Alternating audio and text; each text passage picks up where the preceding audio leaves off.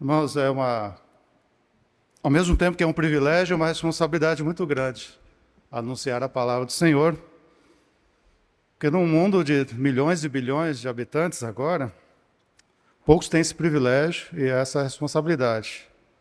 Tanto que a Bíblia insiste, né? Tem certeza que vocês querem ser mestres? Ou chamados para esse ministério? Porque nós somos as pessoas que somos mais cobradas por isto. Mas todo ministério, todo chamado é uma responsabilidade. E todo ministério tem um único fim: proclamar a Cristo Jesus e a sua palavra e a sua vida e obra. Nesse sentido, vamos abrir a palavra de Deus em Êxodo capítulo 5. Dos 4 primeiros versículos de Êxodo capítulo 5, nós faremos, esse texto é um texto que vai ser o gancho de outros textos que nós vamos meditar nessa manhã. É uma pregação, uma exposição um pouco mais ampliada no seu escopo, mas o tema central será posto. E assim Deus nos diz, na sua palavra, em Êxodo capítulo 5, do versículo 1 ao 4, que assim diz: Depois foram Moisés e Arão e disseram a Faraó: Assim diz o Senhor, Deus de Israel: Deixa ir o meu povo, para que me celebre uma festa no deserto. Respondeu Faraó: Quem é o Senhor, para que lhe ouça eu a voz e deixe ir a Israel? Não conheço o Senhor, nem tampouco deixarei a ir Israel. Eles prosseguiram: Deus dos hebreus nos encontrou, deixa-nos ir, pois, a caminho de 3 dias ao deserto, para que ofereçamos sacrifícios ao Senhor nosso Deus, e não venha ele sobre nós com pestilência ou com espada.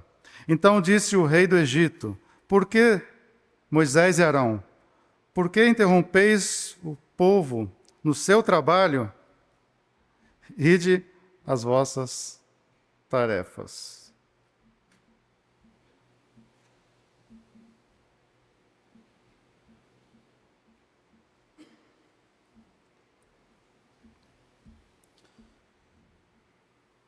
Esse texto aqui de que Faraó e Moisés e Arão entram nessa discussão é um texto que vai servir em base para o nosso tema de hoje, que é cultuar sem barganhar com o Senhor. Deus não aceita barganhas para o seu culto. Não aceita nem dos ímpios, quanto menos da sua igreja. Senhor, fala conosco nessa manhã, começar de mim. Em todos que estão aqui no templo, na tua casa, Senhor, e os que estão assistindo pela internet, fala que o teu Espírito Santo mova onde nós não podemos e atinja mentes e corações em nome de Cristo Jesus, e que haja conversão a ti em Cristo Jesus. Amém. Aqui, Faraó simboliza, obviamente, o grande reino da época, simboliza o reino deste mundo, que na época de Moisés e Arão, o Egito era a grande potência. O Egito é um país da época que controlava a cultura, a economia. O povo de Israel foi muito influenciado por eles ao longo dos anos. E toda vez que Israel precisava até de um refúgio, recorria a quem? Ao Egito. Uma capital, um império seguro, próspero. E Faraó não era só um rei, um monarca poderoso, era considerado um deus. E no Egito sabemos, como muitas nações, tinham seus vários e múltiplos deuses. Foi por isso que as pragas do Egito foram enviadas, cada uma no seu propósito, para confrontar vários deuses do Egito da época. Mas nós não vamos nos deter nas pragas do Egito. Vamos nos deter no assunto que está sutilmente contido dentro das pragas, inclusive. E essa primeira fala de Moisés e Arão, esse primeiro embate com Faraó, que representa o príncipe deste século hoje, o mundo e todo o seu império e toda a sua vontade contra a igreja do Senhor, e nós somos tentados a isto. Faraó diz que não conhece esse tal Deus, que eles tinham vários deuses, mas quem seria esse Deus Israel? Seria mais um que nós não conhecemos? E o Faraó termina o versículo 4 do capítulo 5 de Êxodo dizendo, vocês têm que fazer uma coisa melhor, vai trabalhar. Por que vocês pararam o trabalho de vocês? Vocês não têm mais o que fazer da vida? Tanta coisa aqui, vocês são escravos. Por que vocês estão perdendo tempo com esse negócio? Vamos continuar com esse texto base, mas usando mais à frente o contexto maior de Êxodo, que Faraó, representando este mundo, ainda hoje, tenta barganhar com seu povo, Israel, hoje a igreja do Senhor. Mais à frente, temos em Êxodo também, capítulo 8, a primeira discussão de Faraó com Moisés e Arão, de maneira mais proposital. Uma primeira barganha. Êxodo 8, 25, 26 diz assim, Êxodo 8, 25 e 26, Faraó chama Moisés e diz, ide, ofereceis sacrifícios ao vosso Deus nessa terra. Respondeu Moisés, não convém que façamos assim, porque ofereceríamos ao Senhor nosso Deus sacrifícios abomináveis aos egípcios. Eis que, se oferecêssemos tais sacrifícios perante seus olhos, não nos apedrejarão eles. O contexto aqui é o seguinte, irmãos. Moisés tinha falado, nós temos que adorar ao Senhor, e o Senhor nos manda fazer esse culto a Ele. O Senhor se apresentou a nós, numa sarça ardente, Yahvé, eu sou. O Senhor está nos chamando, escolheu o seu povo. Eles querem nos ensinar o verdadeiro culto segundo o próprio Deus. Mas para isso nós precisamos nos retirar. E a primeira proposta de Faraó, como é a primeira proposta hoje do mundo, é essa. Não, para que isso? Fique aqui nessa terra. Por quê? Faraó tinha dado uma terra, uma porção dentro da terra do Egito para o povo de Israel habitar, cultivar, morar, edificar suas casas. Olha que proposta boa. O grande governo, o Império Egípcio, tinha oferecido uma porção boa da época, uma porção fértil no meio da terra do Egito, para o povo de Deus habitar tranquilamente. Olha, eu dei essa terra para vocês, diz Faraó. Vocês têm liberdade de fazer o que vocês quiserem aqui. Fiquem aqui e cultuem esse Deus, não precisa sair. E Moisés diz, não, Deus não quer isso de nós. Apesar de ser uma boa proposta, estamos aqui na capital do Império Mundial da época, uma terra fértil, nas nossas casas, mesmo sendo escravos, mas nós não podemos fazer isso aqui porque não é o que Deus nos quer. A nossa resposta talvez seria diferente. Temos todo o conforto do mundo, moramos na melhor cidade, no melhor bairro, no império, na tranquilidade que nos foi oferecida. Por que não fazer isto? Poderia pensar Moisés, mas Moisés falou, não, porque se nós sacrificarmos os nossos animais ao Senhor diante dos egípcios, eles vão nos apedrejar. Por que isto? Porque os animais sagrados, os animais eram sagrados para os egípcios. As vacas, os bois. Os egípcios, de olhar para aquele povo de Israel, eles estão sacrificando essas vacas, esses bois, esses animais, para um Deus desconhecido, sendo que para eles era um símbolo de algum dos deuses egípcios. O que Moisés está nos ensinando aqui em primeiro lugar? Que não há comunhão entre luz e trevas. Não se acomode onde estamos, com a proposta do mundo, por melhor ou aparentemente melhor que seja. Deus conduz o culto, não é verdade? E nós lemos um dos textos que nós lemos aqui, está em 1 João 2, que diz que quem está nas trevas é mentiroso, que não há comunhão. Deus é luz e não há nele treva alguma. Se alguém diz que está na luz, estando nas trevas, é mentiroso. Então, em primeiro lugar, não há comunhão entre luz e trevas. Por melhor que fosse a proposta, aquele não era o local escolhido pelo Senhor para o seu povo, para o culto. 2 Coríntios, capítulo 6, 14, o apóstolo Paulo também insiste, não vos ponhais em julgo desigual com os incrédulos. Porquanto, que sociedade pode haver entre justiça e iniquidade? O que comunhão há da luz com as trevas? Esse julgo desigual aqui não é como muitos pensam, falam só sobre casamento, ou não é exatamente sobre casamento. É todo tipo de julgo desigual, ou de comunhão entre luz e trevas.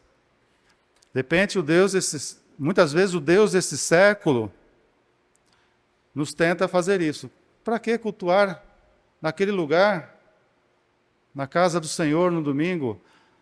Para que separar de nós? Fique aqui, você pode fazer aqui, está no nosso meio. A proposta de Faraó, a proposta do Deus desse século para nós é: para que essa separação entre luz e trevas? Você não é nosso amigo? Pode dizer nossos colegas de trabalho, de universidade, nosso patrão, até mesmo nossos familiares. Ou vocês acham que Israel, passando décadas e séculos no Egito, não tinham amigos no próprio Egito? Não tinham ligações entre eles e os egípcios? Eles falaram: não, o Senhor separou um local para nós. Esse local nos diz que nós temos que sair dessa cultura. Não há comunhão. É essa a tentação. O culto é segundo o Senhor e não segundo as nossas próprias leis. Então, há necessidade.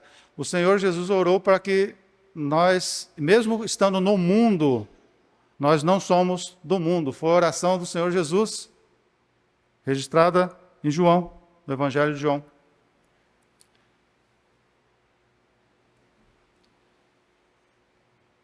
Moisés, então, houve uma segunda proposta logo em seguida de Faraó. Nós temos que sair, insistiu Moisés. Aí Faraó faz uma segunda proposta escandalosa, cara de pau.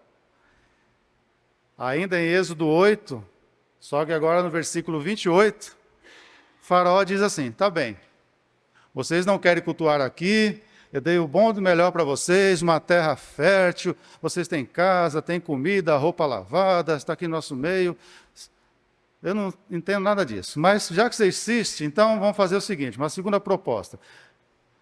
O Faraó ficou irritado, porque o mundo não entende essa nossa separação, essa nossa necessidade, porque Deus assim nos pede.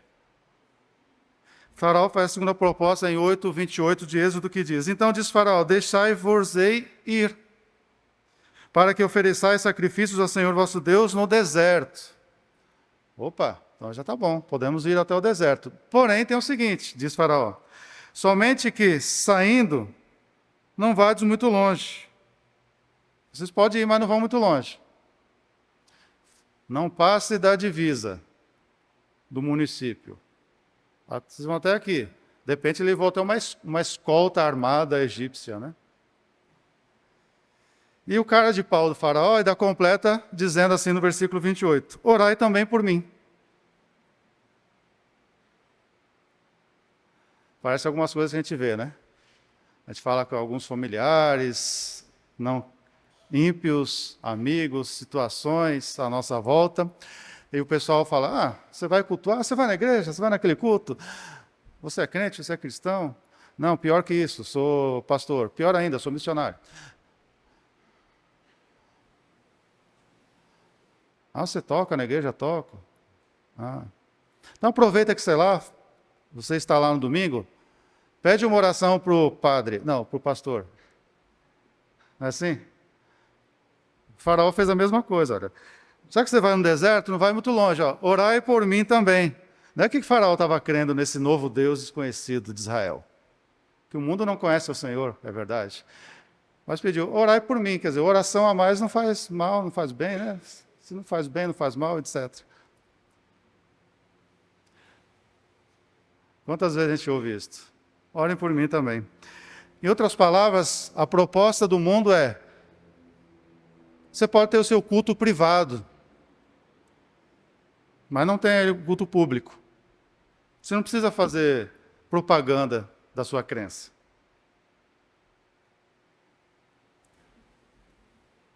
Então, em segundo lugar é isto. Não sirva a dois senhores.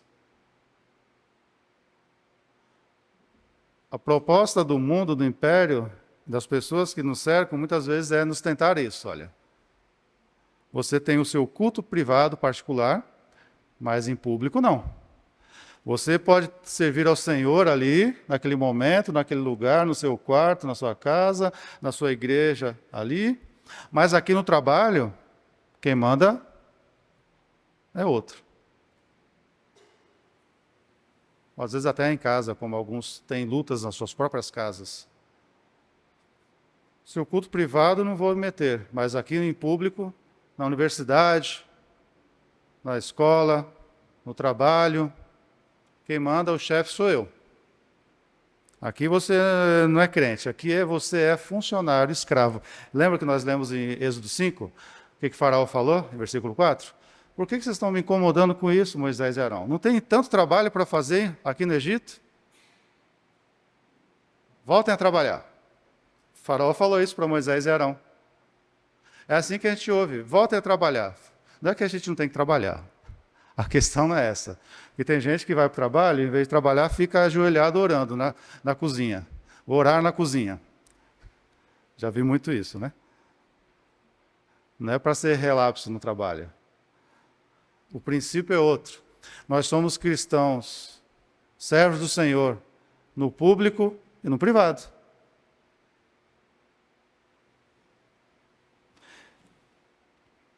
João 15, 18 e 19, Jesus fala, se o mundo vos odeia, sabei que primeiro do que vós as outros, o mundo odiou a mim, disse Jesus. Se fosseis vós do mundo, o mundo amaria o que era seu.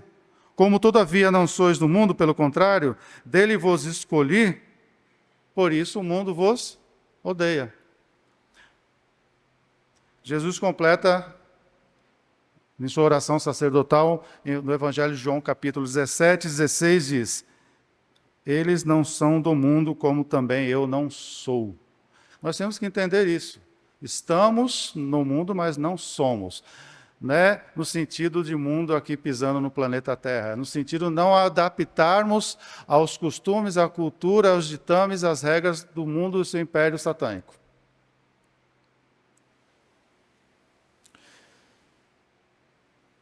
Muitas vezes, as leis, as políticas desse mundo já perceberam que caminha exatamente para isto? O culto privativo ou privado é protegido por lei, mas em público é um problema. Em muitos lugares não se pode pregar mais nas praças. Não estou falando de lugares fora do Brasil, não. Quando eu era mais jovem, no século passado, agora eu sou menos jovem, mas não tem esse problema, porque quem tem vida eterna não tem esse problema de idade. Mas, lá na minha cidade natal, em Santos, a gente costumava fazer culto na praça, uma praça importante lá perto da praia, fazíamos costumeiramente lá com um grupo de música, às vezes bandas, etc. e tal. Aí tinha uma pregação. Chegou uma época que a prefeitura não permitiu, acho que nem permite mais. Tem que pedir, com 50 anos antes, uma autorização, dizer o que vai levar, equipamento, isso, tem que dar a liturgia na mão deles. Basicamente é isso. Em muitos lugares, estou falando de lugares do estado de São Paulo, em muitos lugares ao redor do mundo é muito pior. Porque as leis tendem a isso. A liberdade individual, mas a questão pública estamos enfrentando dificuldades.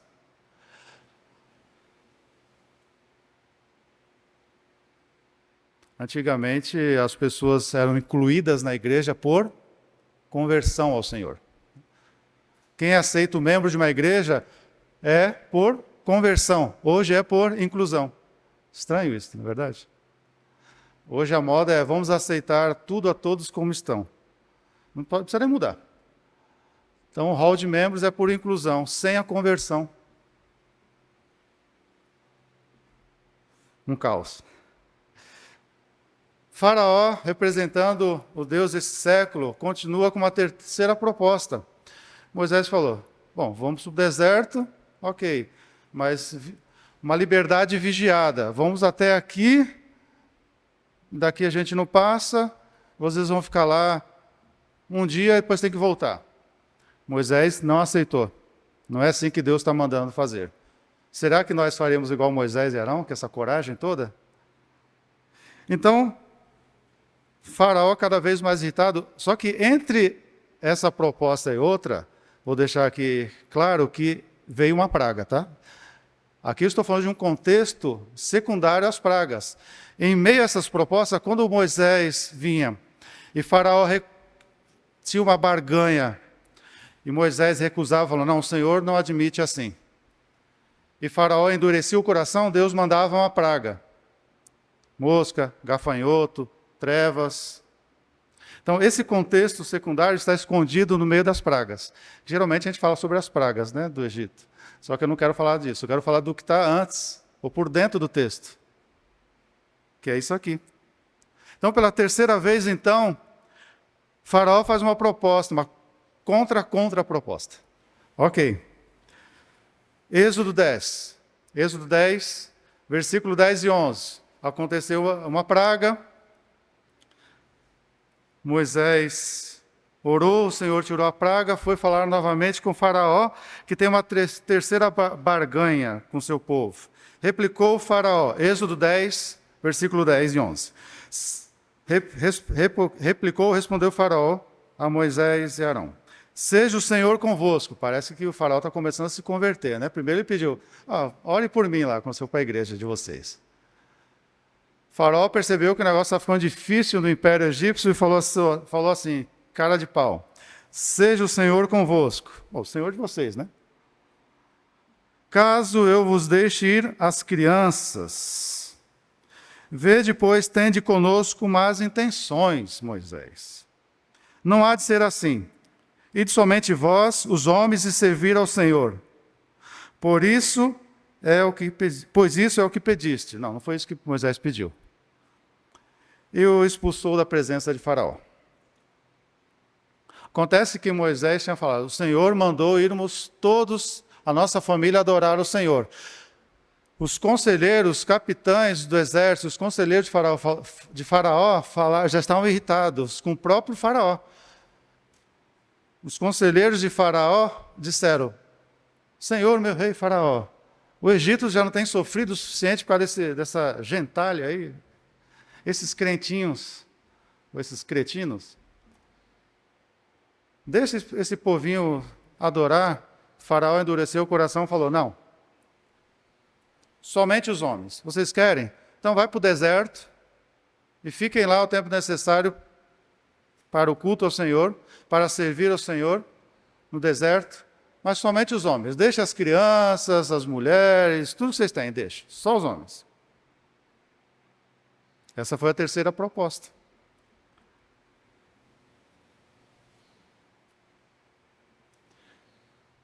Isso nos diz que o reino das trevas, o império deste mundo, faz o quê? Nessa terceira proposta. O reino separa a família. O objetivo do reino de Satanás, separar as famílias, para que a família não se converta ao Senhor. Os pais aos filhos, filhos aos pais. E a família não adore o Senhor. Quando eu estou falando aqui adorar, cultuar, eu não estou falando desse culto dominical apenas, o culto público. Eu estou falando do sentido amplo da palavra, na vida. Esse é o propósito do reino das trevas. Isso é bem antigo. Então, a terceira lição para nós, nos lembrarmos, é que Deus chamou Deus separou todas as famílias da terra. Deus chamou todas as famílias da terra. Marcos 3:25, quando Jesus fala aos seus discípulos e ao povo ali, Marcos 3:25 de Marcos do Evangelho diz: se uma casa estiver dividida contra si mesma, tal casa não poderá subsistir.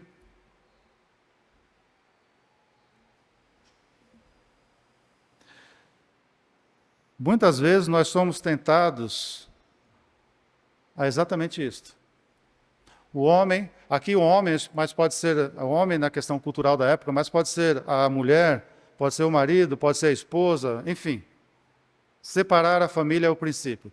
Muitas vezes o homem, ou a esposa, seja lá quem for no núcleo familiar, não, importa que eu sirva ao Senhor. Minha família, não importa. Muitos pais querem o melhor para os seus filhos, no sentido sutil da palavra. Querem que os filhos tenham sucesso no mundo, na carreira, nas finanças, na saúde. Isso tudo é bom e lícito. Mas pensam nisso como um princípio de vida basilar e único. Mas o sucesso da família não começa por aí. Começa com o Senhor. E o Senhor dá tudo, todo o resto. Salmo 127:1 é o clássico texto que diz: se o Senhor não edificar a casa, em vão trabalham os que edificam. Salmo 127. Muitos pais, muitos pensando só nisto, perdem as suas famílias. Conheço, e muitos de vocês devem conhecer também, líderes, pastores, amigos, membros de igreja, de famílias tradicionais, que perderam a sua família. E muitos ainda são líderes, no sentido que não perderam e não estão orando pela conversão dos seus filhos, e os filhos não estão orando pela conversão dos seus pais. Se acomodaram. Não que não possa haver isso. Isso é uma luta, irmãos. O princípio não é culpar, o princípio não é a culpa. O princípio é, será que estamos orando pela nossa família? E testemunhando, porque não adianta vir na igreja e ser um mau testemunho. Algumas mulheres de oração que eu conheci assim no passado, a mulher de oração passa de segunda a segunda na igreja orando. Esquece que tem uma casa para cuidar. Olha o radicalismo. Olha o exagero. Responsabilidade. Servir ao Senhor também é servir no dia a dia. Muitos maridos trabalham 24/7 e esquecem o resto da sua casa. Daqui a alguns anos não existe mais. E pior, estamos orando e tendo cuidado com o testemunho na nossa casa, na nossa família. Às vezes o Senhor está falando no meio da família, mas o nosso testemunho não ajuda, né? O pior de tudo é que tem líderes, que eu conheço, líderes cristãos, que se acomodaram. O meu filho desviou-se para esse lado. Eu conheço grandes líderes, e alguns são amigos meus próximos até, que se acomodaram. Não, ele cresceu na igreja, cantou, fez, aconteceu, mas quando tornou-se maior de idade, escolheu um outro caminho e temos que aceitá-lo. Então, não é mais por conversão a igreja, é por inclusão. Quando eu falo a palavra inclusão aqui, entendam o que eu estou dizendo. Não é no sentido positivo da palavra inclusão, é no sentido errado, associando inclusão como sinônimo de conversão ao Senhor. Não falo aqui de outro tipo de inclusão. O problema hoje tem que explicar, né? A gente tem que ficar explicando a semântica e a hermenêutica. É um problema.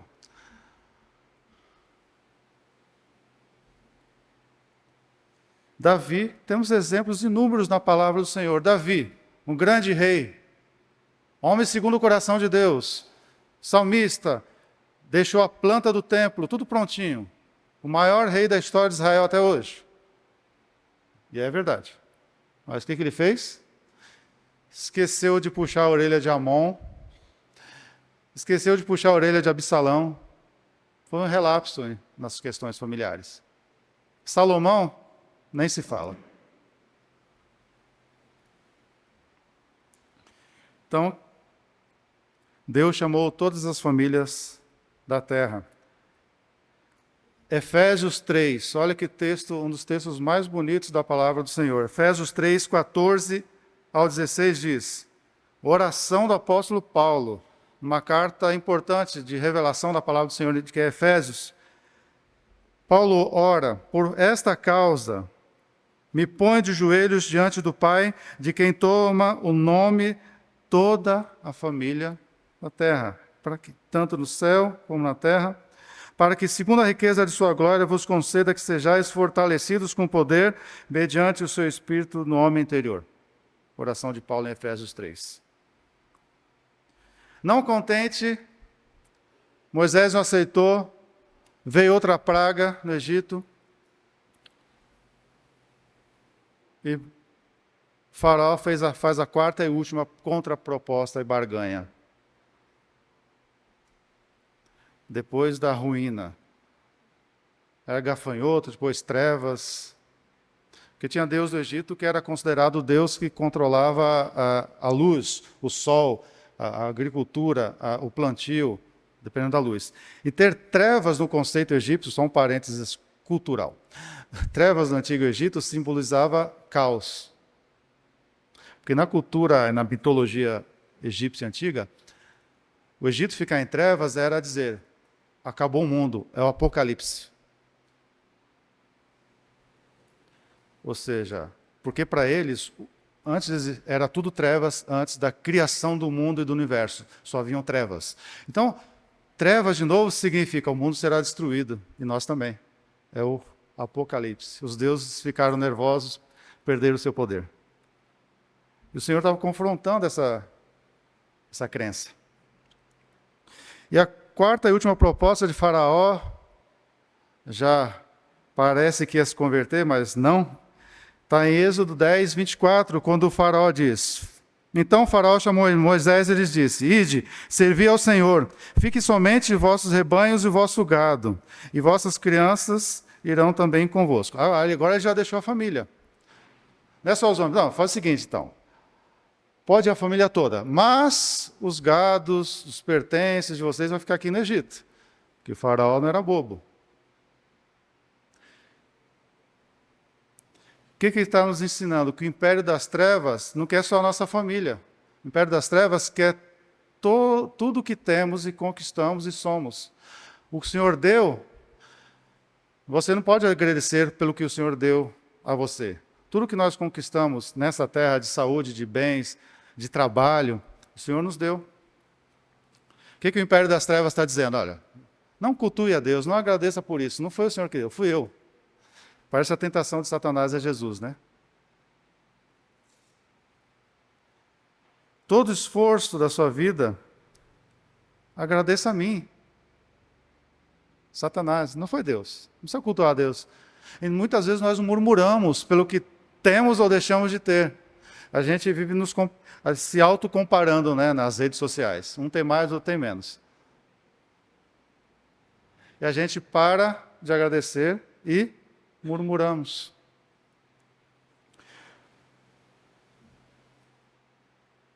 Então, em último lugar, temos que cultuar ao Senhor pela sua providência e glorificá-lo. Jesus ensinou seriamente em Mateus 6, 19, que diz: não ajuntai tesouros desse mundo. Onde está o teu tesouro, está o teu coração. É a nossa tentação. O príncipe desse mundo diz e pergunta: onde está o seu tesouro? O tesouro não fala aqui só de bens materiais. Fala de coisas. Às vezes o tesouro pode ser uma pessoa para você. Pode ser um estado, uma situação, até o seu trabalho, sei lá, qualquer coisa. Aí está o seu coração. Qual é a resposta fulminante de Moisés? Versículo 26 de Êxodo 10. nenhuma unha ficará. Impressionante, né? Nem na manicure. Nenhuma unha ficará. Moisés falou, não. A família pode ir, mas os nossos rebanhos também irão. Porque nós temos que estar preparados. Que Moisés completa a resposta. Nenhuma unha ficará, pois nós não sabemos o que Deus nos pedirá. E a pergunta final para nós é, estamos preparados? Como o salmista fala em Salmo 108, preparado está o meu coração ao Senhor. Moisés não sabia exatamente a quantidade de tempo, a quantidade de sacrifício, do tempo do culto de sacrifício seria oferecido, então eles tinham que estar preparados. Toda a família vai e todos os nossos animais também irão para longe da terra dessa cultura egípcia. Como foi pregado semana passada, Salmo 150 termina, todo ser que respira louve o Senhor. O texto nos ensina que tudo que somos, nossa casa, nossa família, tudo tem que se converter e se convergir ao Senhor. Tudo. Em todo tempo, em todo lugar. Fazei tudo para a glória de Deus. 1 Coríntios 10, 1. Tudo. O problema é que nós somos tentados a separar. Aqui, meu trabalho, minha casa, isso, aquilo outro. Separamos a nossa vida em compartimentos. E o Senhor muitas vezes não nos abençoa. Temos que estar preparados, porque nós não sabemos o Senhor pedirá, como falou Moisés. Nenhuma unha ficará, estamos estar preparados, pois não sabemos o Senhor nos pedirá. Êxodo 10, 26. Mas o que o Senhor nos pedirá?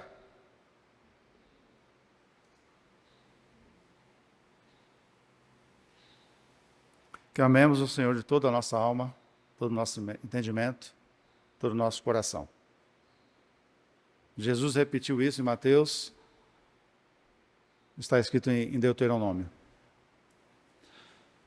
Para alguns, Deus pode pedir até uma certa medida para você, para mim, outra medida. Seja o tempo, seja o trabalho, seja isso, aquilo.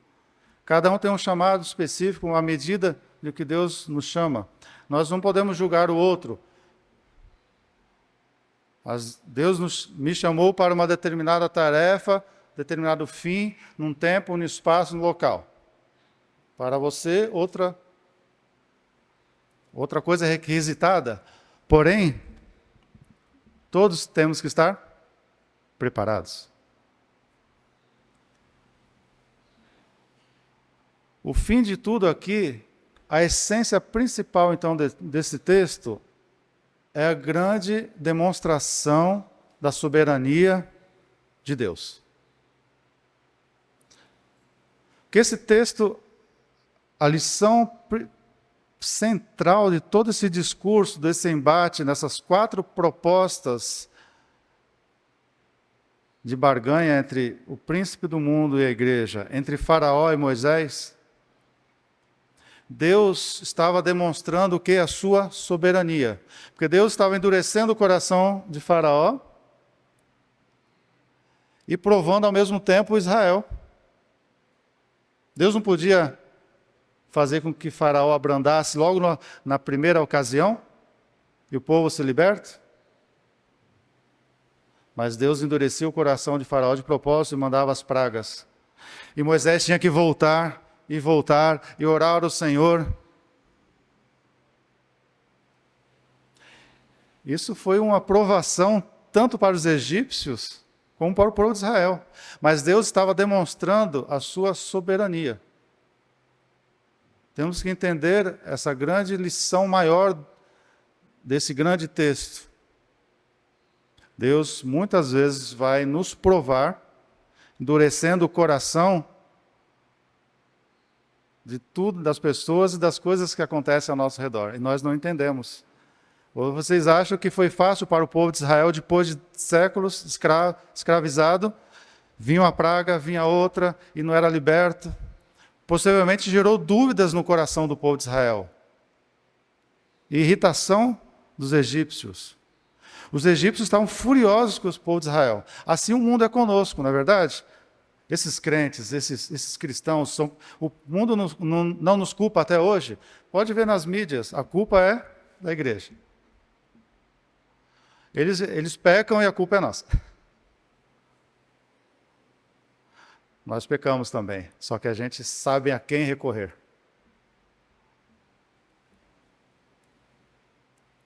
Então, irmãos, muitas vezes Deus vai endurecer o coração de tudo e de todos que nos cercam, para provar a sua soberania. Então, por fim, entendamos que não há comunhão entre luz e trevas. Decida a quem servir. Não percamos tempo na vida. O culto é segundo Deus e não segundo os homens. Moisés poderia ter aceitado.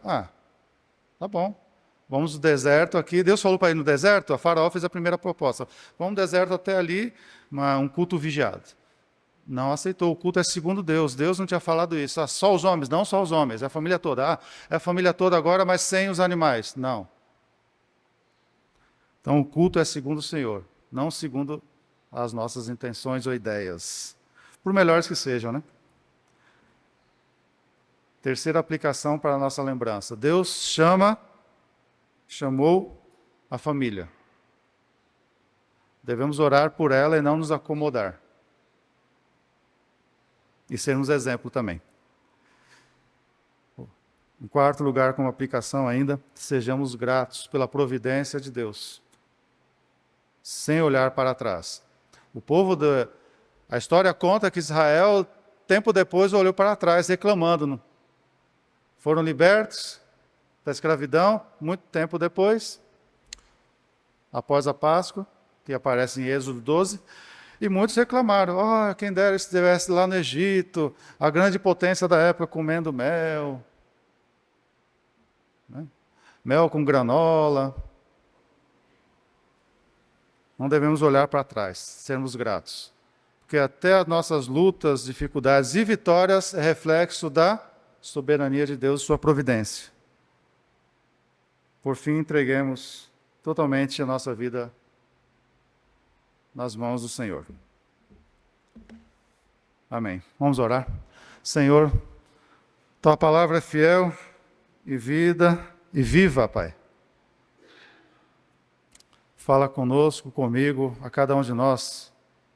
Muito mais do que palavras que foram ditas aqui. Que o Espírito Santo de Deus nos conduza, nos converta a Ti mais e mais. Que essa igreja cresça, Senhor, em quantidade, mas também em glória e em graça diante de Ti. Que a nossa vida seja e será totalmente Tua, se Tu estiver conosco, em nosso coração, dentro de nós. Pai. Faz uma obra que nós não podemos fazer, Senhor. Tudo vem de Ti e volta para Ti, em Cristo Jesus. Amém. Amém.